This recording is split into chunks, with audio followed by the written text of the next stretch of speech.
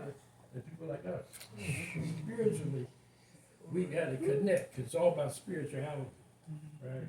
That we can connect, right? So we can connect and make things happen out of our energy, right? 'Cause everything is about, not about religion, it's about love, right? We have to learn to love, how to connect, and get this energy flowing, which we have flowing today, right? Because this is one of the magnificent things that's happening in my life.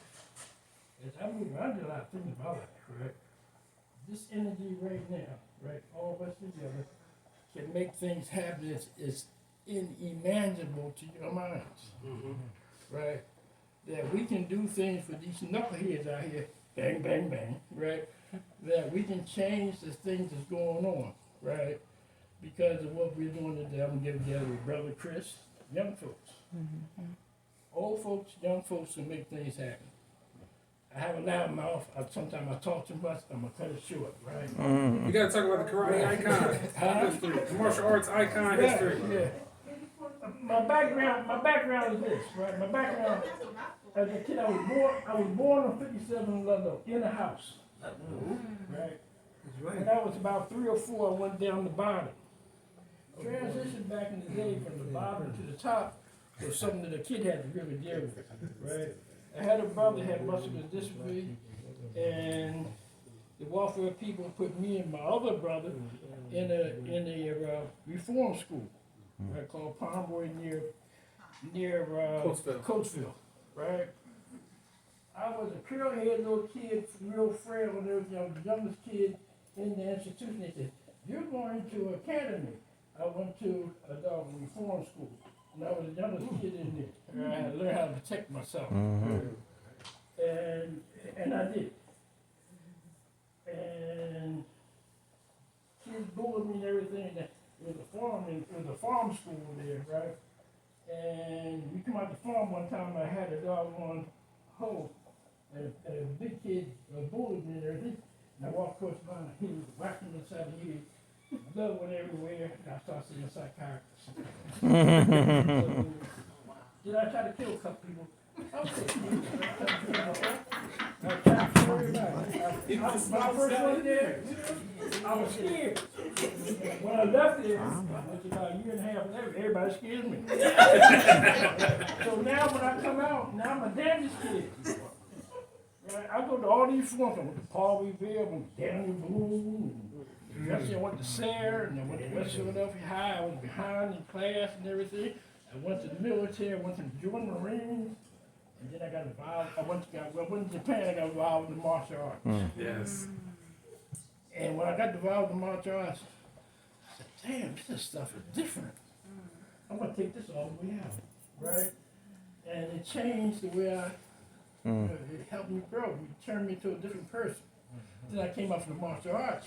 I was in Iroquois, Japan, about 5 miles where in Hiroshima, they dropped the bomb. That's another story. And then I come back in 58. I come back and I start training different guys. And we got into the martial arts, and we were a bigger karate association. He did. He was a social worker too. And it made a big difference for kids.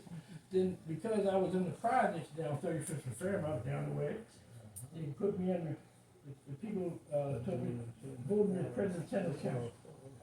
Then I went to citywide, then a national organization representing people in public health. I was just scared. I was 27, like 27 years old. It pushed me into this arena, right? Deal with stuff like that, right? And we made a difference. The Richard Allen, I'm told the story. In Richard Allen, we had three projects we submitted to rehab. In Richard Allen, right? Richard Allen and 3 other projects. We submitted proposals to HUD, and HUD rejected the proposal because it was a gang. We put a gang control program in, we solved the problem with gangs, and we developed those projects, right, and put kids to work.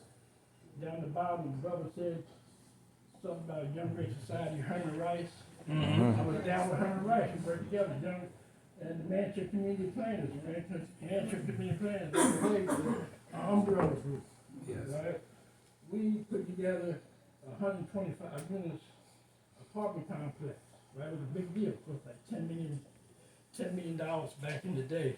They rehabbed it about 5 years ago for 2,500 million, right? 25 million, right? So everybody get paid. So we do things right. We do things to scale. Everybody got paid and stuff like that there, right? So here we are now. What we gonna do next? Right, so we got to deal with these young kids. Right. We got to deal with these young kids today, right? And how we gonna do young kids today? We got to put them out in front with old heads like us in the background, because we don't have the energy. We done, right? And push them out to do things. And we got to do the economics, right? I got a video I told Steve we put together. Yeah, it's a system for, we said, well, I don't want to, what do you call,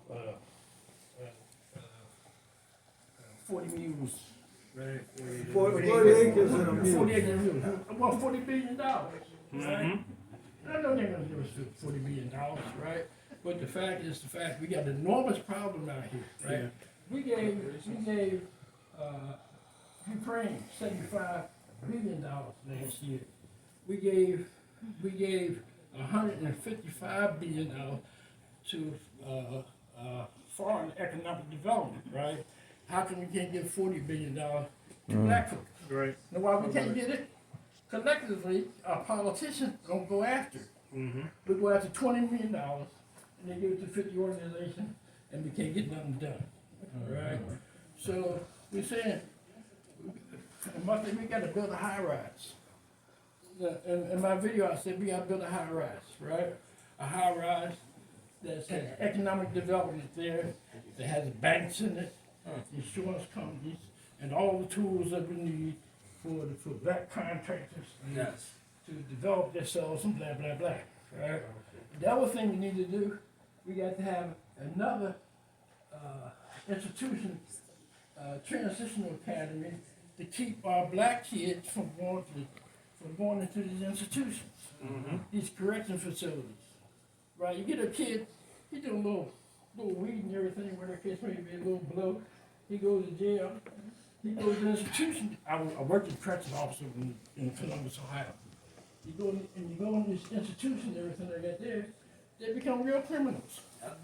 He doing little packages, and you go to the institution, the guy said, hey man, I'll put you out with some kilos, we're gonna put you out on the hood, we're gonna get true, this, that, and the other, and make you gangsters, and all that kind of stuff like that there, right?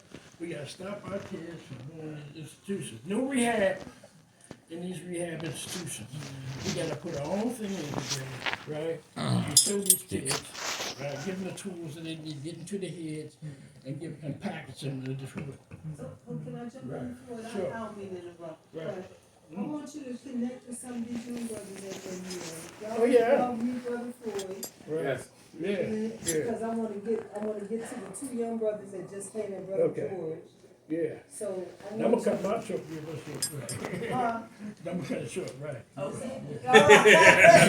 And with that said, I'm done. All right.